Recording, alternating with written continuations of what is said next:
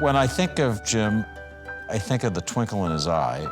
There are a lot of inspiring qualities about him, but to be honest, what I like best about Jim is he's just always fun to talk to. He's optimistic, he can see what's possible down the road, and he can gather the forces to actually get WRI there. Jim Harmon cares about people. I think he cares about improving the quality of life. I'm sure Jim cares because of his children and his grandchildren, and he's been an incredible inspiration to them. He's the one who really got me involved in WRI, something that I really believe in. No, Courage to Lead is Jim Harmon, right? That's who he is. You know, if it's leading an investment bank, an emerging market fund, XM Bank, the Enterprise Fund of Egypt, that's what he does. He leads. Jim takes on difficult issues, and he sees not obstacles, but opportunities.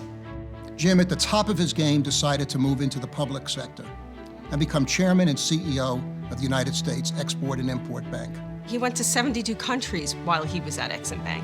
You learn a lot going to 72 countries. Jim came to us because working with Exim Bank, he had, as he described it, discovered global issues, poverty, sustainability, and wanted to make a difference.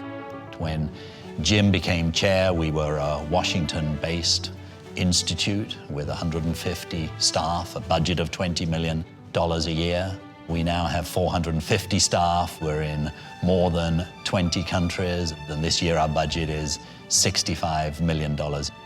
One of the critical things that Jim was able to do that enabled us to grow the organization was to transform the board. He brought on people who were former heads of state, influential business leaders, people who have opened doors for us.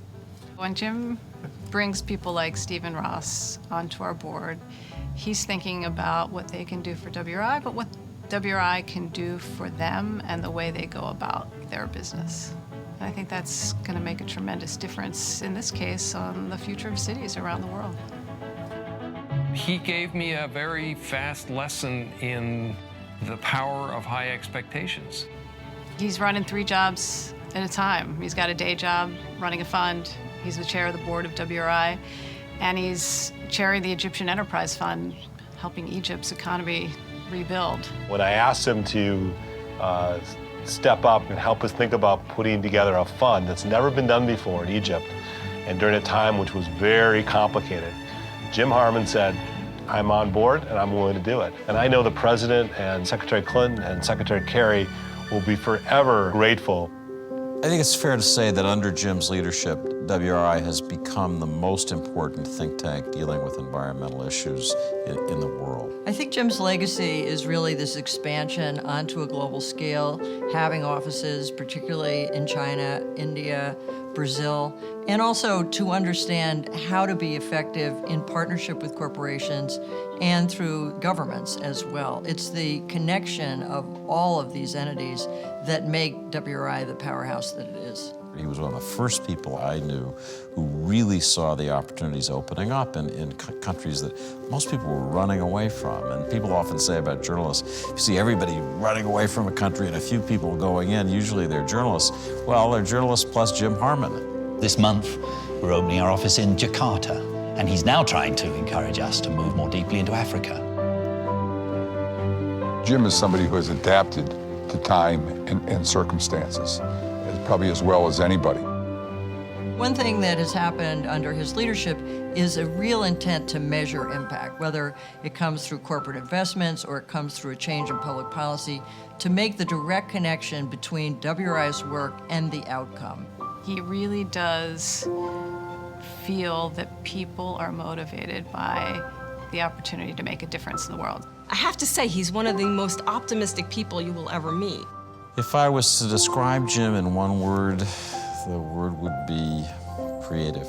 Persuasive. Brilliant. What's next for Jim Harmon? Maybe it's going to be world peace. Jim has succeeded in everything he has ever tackled, except one thing, his golf game. His most frustrating thing is probably on the golf course and trying to figure out why he can't hit the ball further. I hope I'm as faithful to my friends and as tough in fighting for what I believe in as I've seen Jim be. He's one person you'd want to have as your best friend.